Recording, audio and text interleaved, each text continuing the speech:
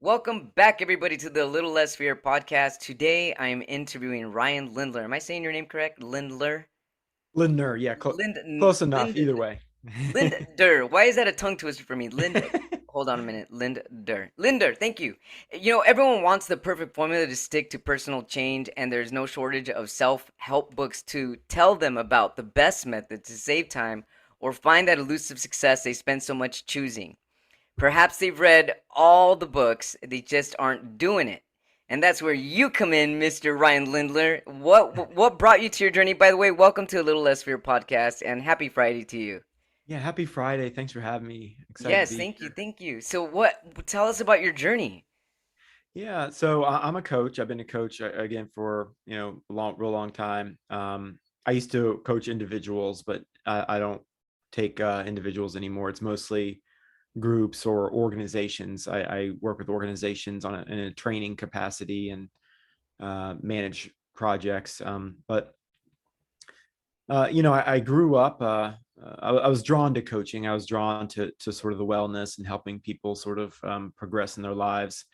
I think a lot of that was just due to growing up like as a hardcore introvert. Um, in fact, all the clients that I've had, I might have. It was so funny if they said they were introverted and I worked with them. I was almost always more so. Like I was just so quiet when I was growing up, and I had such really bad anxiety. I mean, real bad. Um, and had a real big fear, more than a lot of people I've met, of speaking in public and things like that. So I was drawn to coaching as sort of I wanted to help people, but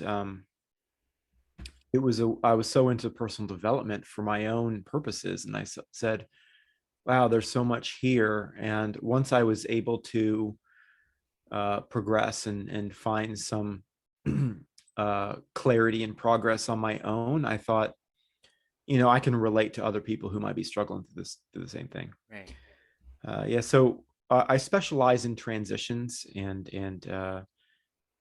there's a lot of identity issues with that. So if someone is going through a big career change, maybe they've been in the same career, like a soldier, for example, military, been in the military for 30 years. A lot of people go through an identity crisis of sorts when they leave, because it's like, well, I've been this person so long. Well, who am I now? Well, good news is you're still a person, and Right. you'll be a person after, and you were a person before. And I help them work through a lot of those things. A lot of times involving getting out of their comfort zone, making sometimes really courageous choices. I help people establish boundaries in their lives when they're overwhelmed. And little do they know, I can relate to all those things, and that's Mhm. why I have connected with people with that stuff. Um, I did. It was interesting. I did have two cardiac arrests, actually, just a day apart, but um, Wow. suddenly just dropped, and it no family history, nothing like that. And I this was years ago, and um Do you mind me asking how old you were when you had the cardiac arrest? I was 30, Oh, wow. and no signs, no family history. I've been in wellness and coaching and positive, progress, and non-smoker, etc. um and it was all a big mystery. I've been to world-renowned specialists. I'm basically dizzy 24/7, and again, I've seen all kinds of specialists, and the closest they can figure is I've got electrical problems. But going through that at the time, I was back at work 5 days later. Wow, I that's didn't. insane. It was too soon. I was told not to drive. I didn't listen to that per se, but I at the time I was starting a new role, and I didn't have any paid time off, and I had just a temporary small insurance policy, not the company insurance. Hmm. But I had to get back to work. I had a financial need to, and so what I found was that my sessions dramatically changed after that. I remember sitting, because a lot of my sessions were virtual, telephonic actually, a lot of them at the time. So no one could see me. I was hooked to all these wires, this heart stuff. Mm. And sessions were just different from then on. Um, when you go through something like that, um, a trauma pulls you into the moment. Maybe for the first time, because most people are so, you know, on the to-do list. Right. A trauma pulls you into the moment, Oh and yeah. the problem as I was listening to just looked totally different, because this person might be talking about a very real problem for her, which might be being overwhelmed, busy, finishing a bathroom remodel, going, taking the kids to soccer practice, whatever. Hmm. And for me, I was just trying to stay conscious, moment to moment, moment to moment. But what it taught me was um, boundaries, and how I have to have them. Not, and I don't mean boundaries in just in the sense of I need to not take on too much, but in terms of what I think about, because I think about, all time management is the management of your own energy. Right. And That's very, if very I true. don't manage my energy, I get sick. I feel like I'm going to keel over and pass out. I get lightheaded. So I have to manage my energy. I have to get a certain number of hours of sleep. I can't worry about every little thing, because if I don't follow that, I run myself into the ground and I get sick. So it's also, that's one reason why I specialize in it is, with most people, I look at life with everything you do. It's kind of like poker. It's weird comparison there, but with everything you do, everything has a cost.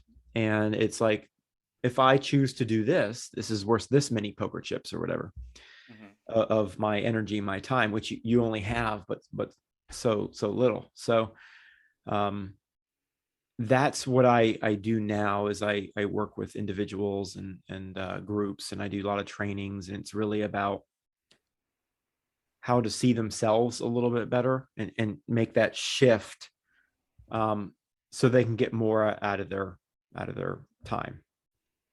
How did your practice or your coaching business change after experiencing cardiac arrest? Well, specifically, the problem sounded different to me that I was hearing, and So what were you hearing? I was hearing, and a lot of, as a coach, is what I learned is you can't convince anyone of anything. They have to choose it. And a lot of self-help out there is about, here's the steps to fixing your life. Step 1, 2, 3, 4. And if you talk to 10 gurus, there are 10 different opinions about those steps. Right. And so I've learned that you can't convince anyone, or put that on anyone. The key is in the exploration of it. So you really have to just ask the right questions, so that they can look within themselves and say, does this fit my understanding of my life? And I I felt, this sounds strange, but I felt a little bit like an outsider, I think. My clients would never know, but like in the Matrix, I took the red pill and I saw, whoa, I'm immortal, and my time is like precious, and Right. like, and I saw the other side, kind of. Um, but a lot of people are stuck in this habit that they don't know they have, which is this cycle of reactivity in their minds, this constant anxious state. I'm sure you've seen that. Everyone's sort of anxious, waiting for Oh the yeah. next moment, the next, the next, the next. And it just, a lot of that just doesn't matter. Or what people have to do to get out of that is they have to make certain decisions, because for people who are listening who are stressed and stuck on the to-do list, your choices mostly got you to that point. Right. Like, your whole life is really a series of micro decisions. And so what choices can you make? First, let's take a good look at ourselves and see ourselves, and then what decisions can we make to get out of that? But yeah, I was hearing a lot of, um, to answer your question, I was hearing a lot of, if you tell someone a solution that you see, what they're going to do is they're going to list reasons why it won't work. They're just going to give you a laundry. Oh, I can't do that because I have this going on. I can't.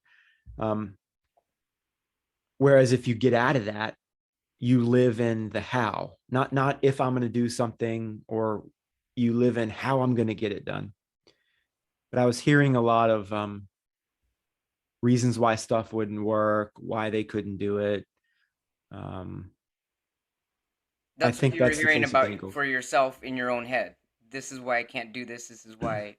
Well, I was hearing that from clients. A lot of times when people work on goals, and they get stuck or they give up on them, it's because they let their own sort of mental noise, that internal dialogue, is usually at some point what derailed it. It seems. So what do Um, you tell them when they put these blocks up?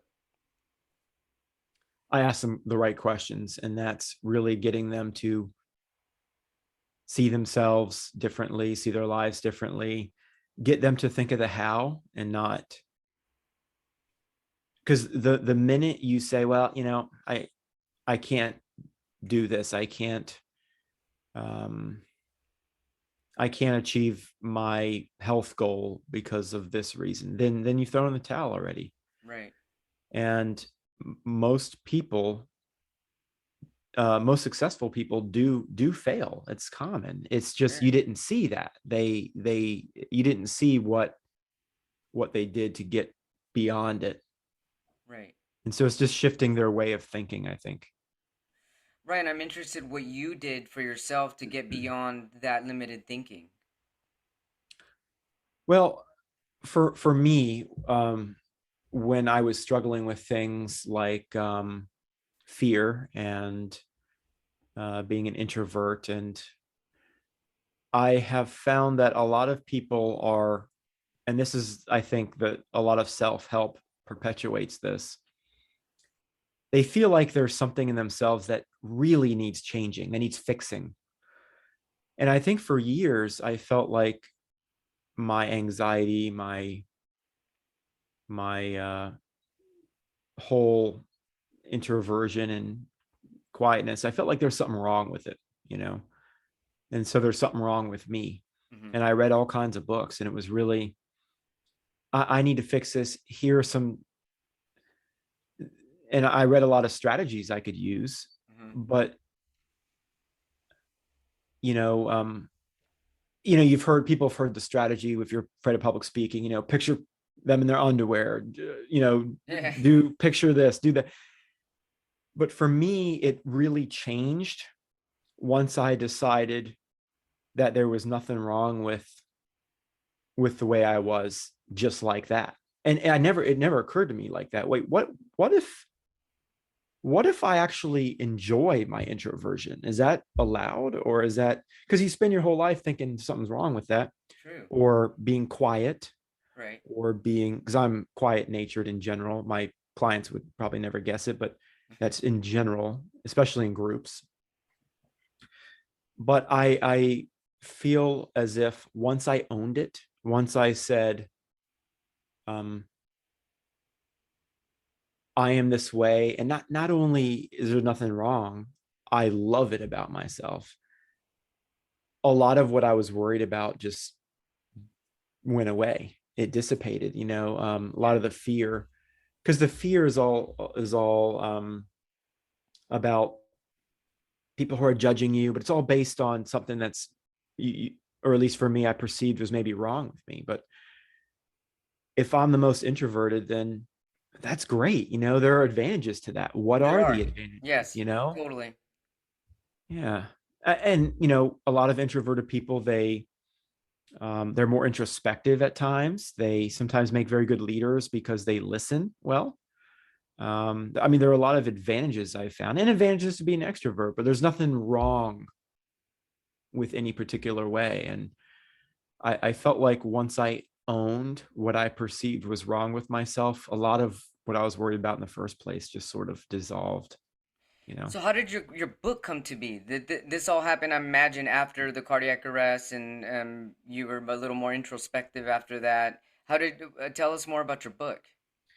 Yeah, it's called The Half Known Life. It's most people don't know where the title came from. They think it's like, oh, the half lived kind of thing, but it's actually from a quote from Moby Dick, and it the half known life is really a what I take it to mean as like the inability for us to see ourselves, like the ignorance in ourselves. I mean, Wow.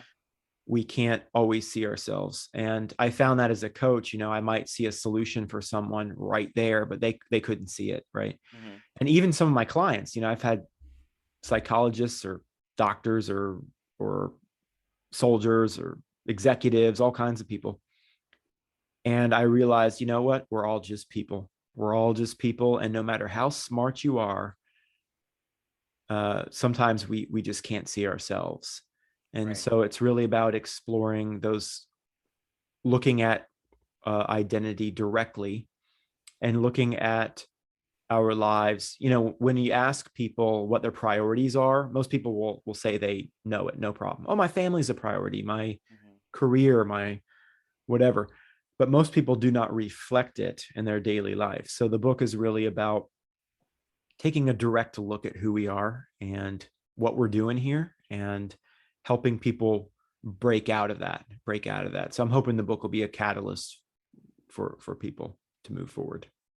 Could you give us an example on how somebody can look at their identity directly and gain more awareness and move forward with that? Sure. If you ask someone who they are, most of the time they're going to give you their resume or some version of it. Right. I'm It's like this, what they I'm do that. versus who they Yes, are. exactly, exactly. Yeah.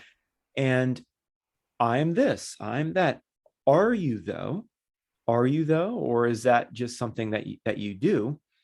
I think a lot of times who you are can manifest in different roles. Hmm. But let's say I've worked with a lot of nurses, career nurses, and a lot of nurses that I've talked to just have a passion for helping people, people who really need it, and I have a lot of respect for nurses and what they do. Um, but people think their purpose is in the nursing. It's not. The purpose is in what you do as an extension of you, regardless of what the label is. You could do the same thing and not be called a nurse. That's just you just want to help people. True. um, and so a lot of people, in terms of identity, they think their self-worth comes from that role. They think their self-worth comes from these external things. And it doesn't. It doesn't. That's why people go through these identity crises when they're something for 30 years and they're like, well, what am I now? Right. I always say, well, what are you on a deserted island? Are you a lawyer on a deserted island? No, Right. you're not. There's no labels there. Right. And I working with organizations, which is what I do now, and I find that really fascinating. You've heard the saying, people don't leave toxic workplace or toxic jobs. They leave toxic like bosses or workplaces. Right. Um, People often leave when they feel like a role and not a person. And a lot of companies don't understand how to make that shift. And so one thing I did for a long time was I tracked things like company turnover and things like that to see if it had any effect if you retrained how the Mhm. communication was in the company. So yeah, we're all just people, we're not roles. And I think it's a mind shift there in terms of what what does it mean to have a life purpose? What does that mean? Is that in a role? I mean, what is that? What does that look like? Mhm. It's a totally different way of thinking. Where do you use your book when you're with your clients, and kind of like, I haven't read your book, I apologize, but I'm curious if your book has steps on how to find yourself, like individual self, your identity, and where to go once you find these things out. I mean, is it like I remember reading your profile was talking about like looking through all the self-help books. So I'm wondering how is it in the self-help category? And if so, can one find their through their identity, work through their own issues if they don't have you as a coach and only have your book? There are steps in there, and it is self-help, but Okay, great. I think for those who read it, it's not like a lot of self-help out there. There are steps, but it's more just establishing a foundation and baseline that is kind of common amongst all the self-help books, or a lot of them out there. But I didn't want it to be another step book. It's more of the catalyst to get people to look within and say, what's it going to take, and what does this look like for me? Mm-hmm. So it in some ways it helps people come up with their own steps, but hopefully by the end they'll have a very big shift and have some more clarity in terms of where to go next. But yeah, it's not a typical step one, do that step, because then people get lost into yet another to-do list, and another Right, like that's so true. yeah, more stuff they have to do, or otherwise it's wrong if they don't. It's Right. that, you know. I can sense just from your explanation of the book that it would also help people that are dealing with like depression and some mental health issues as well, aside from identity issues. Yeah, it challenges thinking for sure. But yeah, when I think about all of the self-help books, and there are some good ones out there, I'm not lumping them all together. There are some really good, helpful ones out there. But there are some that are just um, and I have a lot of them, and a lot of self-help books out there. One has this set of 20 steps, this other one has this set of 20 Yeah, that could steps, be and really overwhelming. I've been there. yeah, yeah. And then people, even if it's a good book, they might try it like for a week or two, right? And Right. then what? Yeah, And then they I've go done that back too. into the Yeah. yeah, Then I went back to my old ways. I'm like, hang on a minute, it didn't stick. yeah, yeah. Oh yeah, yeah. And some of it's real general too, or I can hear people like, and a lot of people come to me as clients. They told me they've read quote all the books. I mean, it's just like applying it's different, right? It's like Right. most people will Yes. just say, but in my life is different. I can't Yeah. apply this. So Well, thanks so much, Ryan, for being on a Little Less Fear podcast. How can our viewers, our listeners, and our watchers find you? And where can we find your book? yeah, yeah. It actually just came out on Tuesday. They can check me out. Yeah, thank you, Congratulations! thank you. Oh man, I'm tired. I need a nap after that. But Yeah, I um, bet. Yeah. yeah, my website is rslindner.com, rslindner I'm dot sorry. com. RS is in Sam. Yes, yep, Okay, okay. yep. rslindner.com, or halfknownlifebook.com is the book's website. Or you know what? They can just look me up on Amazon. But all of my social media is on my website as well. They can find me there. Excellent, Ryan. What are the last words that you'd like our viewers, watchers, and listeners to know? I would say, you put me on the spot here. I would say take a good look at your life, because we can't see ourselves a lot of the time. And what you find when someone goes through a trauma a lot is they're again pulled into that moment and they go, whoa, but their problems disappear. You don't have any problems in your ICU That's besides the for fact you're in sure. the ICU. You're not thinking about mowing the grass when you're in the No, ICU. no, or your bills. No. Or your bills. Um, you don't need a trauma to think differently. And but you do have to just stop for a second, take a pause, ask yourself the right questions, maybe in a way that you've never done before, and consider what's actually going to take to make change in your life, and live your best life. So Thank you so much. Coming from a very wise young man who has experienced literally dying and coming back to life. Thanks so much, Ryan, for sharing your light and for sharing your life and your book. And I wish you many blessings. Thanks for being on a Little Less Fear podcast. I really appreciate it.